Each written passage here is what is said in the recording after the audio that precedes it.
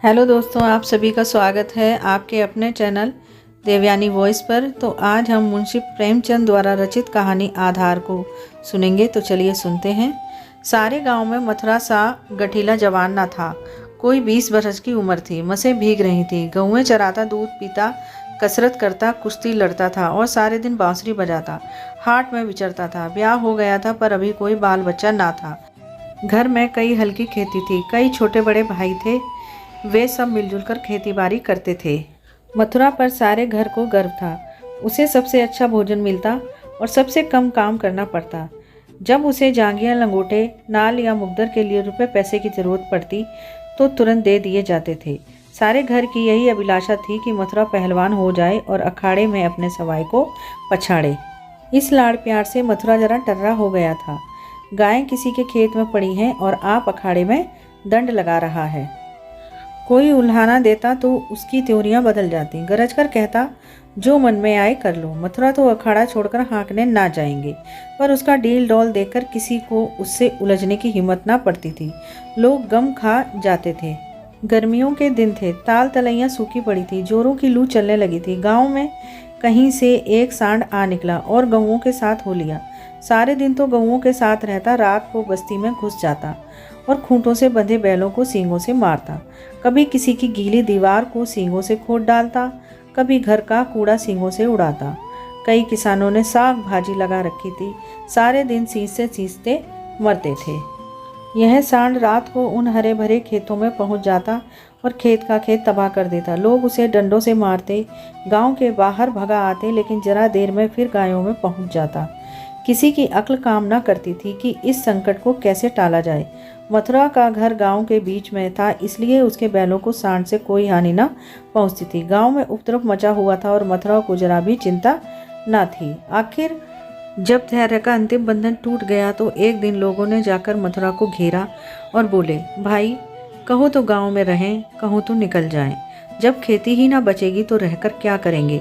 तुम्हारी गायों के पीछे हमारा सत्यानाश हुआ जाता है और तुम अपने रंग में मस्त हो। अगर भगवान ने तुम्हें बल दिया है तो इससे दूसरों की रक्षा करनी चाहिए। यह नहीं कि सबको पीसकर पी जाओ। सांड तुम्हारी गायों के कारण आता है और उसे भगाना तुम्हारा काम है, लेकिन तुम कानों में तेल डाले बैठे हो, मानो तुमसे कुछ मतलब ही नहीं। मथुरा को उनकी दशा पर दया आई। बलवान मनुष्य प्रायः दयालु होता है। बोला, अच्छा जाओ, हम आज सांड को भगा देंगे। एक आदमी ने कहा, दूर तक भगाना, नहीं तो फिर लौट आएगा। मथुरा ने लाठी कंधों पर रखते हुए उत्तर दिया, अब लौट कर ना आएगा। अरहर की खूंटियों में मथुरा के पांव लहूलुहान हो रहे थे। झाड़ियों में धोती फट गई थी, पर उसे इस समय सांड का पीछा करने के सिवा और कोई सुध न थी। गांव पर गांव आते थे और निकल जाते थे। मथुरा ने निश्चय कर लिया कि इसे नदी पार भगाए बिना दम न लूंगा। उसका कंठ सूख गया था और आंखें लाल हो गई थीं। रोम रोम से चिंगारियां सी निकल रही थीं। दम उखड़ गया था, लेकिन वह एक क्षण के लिए भी दम ना लेता था। 2-2.5 घंटों की दौड़ के बाद जाकर नदी नजर आई। यहीं हार जीत का फैसला होने वाला था। यहीं दोनों खिलाड़ियों को अपने दांव पेच के जौहर दिखाने थे। सांड सोचता था, अगर नदी में उतरा तो यह मार ही डालेगा। एक बार जान लड़ाकर लौटने की कोशिश करनी चाहिए। मथुरा सोचता था, अगर यह लौट पड़ा तो इतनी मेहनत व्यर्थ हो जाएगी और गांव के लोग मेरी हंसी उड़ाएंगे। दोनों अपने अपने घात में थे। सांड ने बहुत चाहा कि तेज दौड़कर निकल जाऊं और वहां से पीछे को फिरूं, पर मथुरा ने उसे मुड़ने का मौका न दिया। उसकी जान इस वक्त सुई की नोक पर थी। एक हाथ भी चूका और प्राण गए। जरा पैर फिसला और फिर उठना नसीब न होगा। आखिर मनुष्य ने पशु पर विजय पाई और सांड को नदी में घुसने के सिवा और कोई उपाय न सूझा। मथुरा भी उसके पीछे नदी में पैठ गया और इतने डंडे लगाए कि उसकी लाठी टूट गई।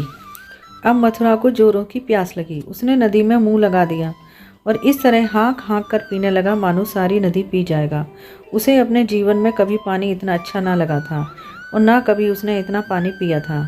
मालूम नहीं 5 सेर पी गया था या 10 सेर, लेकिन पानी गर्म था। प्यास ना बुझी। जरा देर में फिर नदी में मुंह लगा दिया और इतना पानी पिया कि पेट में सांस लेने की जगह भी ना रही। तब गीली धोती कंधों पर डालकर घर की ओर चला, लेकिन 10 ही 5 पग चला होगा कि पेट में मीठा मीठा दर्द होने लगा। उसने सोचा, दौड़कर पानी पीने से ऐसा अक्सर दर्द हो जाता है। जरा देर में दूर हो जाएगा। लेकिन दर्द बढ़ने लगा और मथुरा का आगे जाना कठिन हो गया। वह एक पेड़ के नीचे बैठ गया और दर्द से बेचैन होकर जमीन पर लौटने लगा। कभी पेट को दबाता, कभी खड़ा हो जाता, कभी बैठ जाता, पर दर्द बढ़ता ही जाता था। अंत में उसने जोर जोर से करहाना और रोना शुरू किया, पर वहाँ कौन बैठा था जो उसकी खबर लेता। दूर तक कोई गांव नहीं, ना आदमी ना आदम जात। बेचारा दोपहरी के सन्नाटे में तड़प तड़प कर मर गया। हम कड़े से कड़ा घाव सह सकते हैं, लेकिन जरा सा भी व्यतिक्रम नहीं सह सकते। वहीं देव का सा जवान जो कोसों तक सांड को भगाता चला आया था, तत्वों के विरोध का एक बार भी ना सह सका। कौन जानता था कि यह दौड़ उसके लिए मौत की दौड़ होगी। कौन जानता था कि मौत ही सांड का रूप धरकर उसे यूं नचा रही है। कौन जानता था कि जल जिसके बिना उसके प्राण ओंठों पर आ रहे थे, उसके लिए विष का काम करेगा। संध्या समय उसके घरवाले उसे ढूंढते हुए आए। देखा तो वह अनंत विश्राम में मग्न था। 1 महीना गुजर गया। गांव वाले अपने काम धंधों में लगे। घर वालों ने रो धोकर सब्र किया, पर अभागिनी विधवा के आंसू कैसे पुछते। वह हरदम रोती रहती। आंखें चाहे बंद भी हो जाती, पर हृदय नित्य रोता रहता। इस घर में अब कैसे निर्वाह होगा, किस आधार पर जीऊंगी। अपने लिए जीना या तो महात्माओं को आता है या लंपटों को। अनुपमा को यह कला क्या मालूम। उसके लिए तो जीवन का एक आधार चाहिए था, जिसे वह अपना सर्वस्व समझे, जिसके लिए वह जिए, जिस पर वह घमंड करे। घर वालों को यह गवारा ना था कि वह कोई दूसरा घर करे। इसमें बदनामी थी। उसके सिवा ऐसी सुशील, घर के कामों में ऐसी कुशल, लेन देन के मामले में इतनी चतुर और रंग रूप की ऐसी सराहनीय स्त्री का किसी दूसरे के घर पड़ जाना ही उन्हें असह्य था। उधर अनुपा के मैके वाले एक जगह बातचीत पक्की कर रहे थे। जब सब बातें तय हो गईं तो एक दिन अनुपा का भाई उसे विदा कराने आ पहुंचा। अब तो घर में खलबली मची। इधर कहा गया हम विदा न करेंगे। भाई ने कहा हम विदा कराएंगे, मानेंगे नहीं। गांव के आदमी जमा हो गए, पंचायत होने लगी। यह निश्चय हुआ कि अनुपा पर छोड़ दिया जाए। उसका जी चाहे चली जाए, जी चाहे रहे। घर वालों को विश्वास था कि अनुपा इतनी जल्दी दूसरा घर करने पर राजी न होगी। 2-4 बार वह ऐसा कह भी चुकी थी, लेकिन इस वक्त जो पूछा गया तो वह जाने को तैयार थी। आखिर उसकी विदाई का सामान होने लगा। डोली आ गई। गांव भर की स्त्रियां उसे देखने आईं। अनुपा उठकर अपनी सास के पैरों पर गिर पड़ी और हाथ जोड़कर बोली, अम्मा, कहा सुना माफ़ करना। जी मैं तो था कि इसी घर में पड़ी रहूं, पर भगवान को मंजूर नहीं। यह कहते कहते उसकी ज़बान बंद हो गई। सास करुणा से विहल हो उठी। बोली, बेटी जहाँ जाओ वहाँ सुखी रहो। हमारे भाग्य ही फूट गए हैं, नहीं तो क्यों तुम्हें इस घर से जाना पड़ता। भगवान का दिया और सब कुछ है, पर उन्होंने जो नहीं दिया उसमें अपना क्या बस। आज तुम्हारा देवर सयाना होता तो बिगड़ी बात बन जाती। तुम्हारे मन में बैठे तो इसी को अपना समझो। पालो पोसो, बड़ा हो जाएगा तो सगाई कर दूंगी। यह कहकर उसने अपने सबसे छोटे लड़के वासुदेव से पूछा, क्यों रे, भौजाई से सगाई करेगा। वासुदेव की उम्र 5 साल से अधिक न थी। अब की उसका ब्याह होने वाला था। बातचीत हो चुकी थी। बोला, तब तो दूसरे के घर न जाएगी ना। माँ, नहीं, जब तेरे साथ ब्याह हो जाएगा तो क्यों जाएगी। वासुदेव, तब मैं करूँगा। माँ, अच्छा, उससे पूछ, तुझसे ब्याह करेगी। वासुदेव अनुपा की गोद में जा बैठा और शर्माता हुआ बोला, हमसे ब्याह करेगी। यह कहकर वह हंसने लगा, लेकिन अनुपा की आंखें डबडबा गईं। वासुदेव को छाती से लगाती हुई बोली, अम्मा, दिल से कहती हो। सास, भगवान जानते हैं अनुपा, आज से यह मेरे हो गए। सास, हाँ, सारा गांव देख रहा है। अनुपा तो भैया से कहला भेजो घर जाएं। मैं उनके साथ न जाऊंगी। अनुपा को जीवन के लिए किसी आधार की जरूरत थी। वह आधार मिल गया। सेवा मनुष्य की स्वाभाविक वृत्ति है। सेवा ही उसके जीवन का आधार है। अनुपा ने वासुदेव को पालना पोषना शुरू किया। उपटन और तेल लगाती, दूध रोटी मल मल कर खिलाती। आप तालाब पर नहाने जाती तो उसे भी नहलाती, खेत में जाती तो उसे भी साथ ले जाती। थोड़े ही दिनों में वह उससे इतना हिल मिल गया कि एक क्षण के लिए भी उसे न छोड़ता। माँ को भूल गया।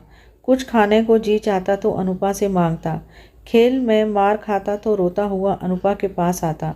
अनुपा ही उसे सुलाती, अनुपा ही जगाती।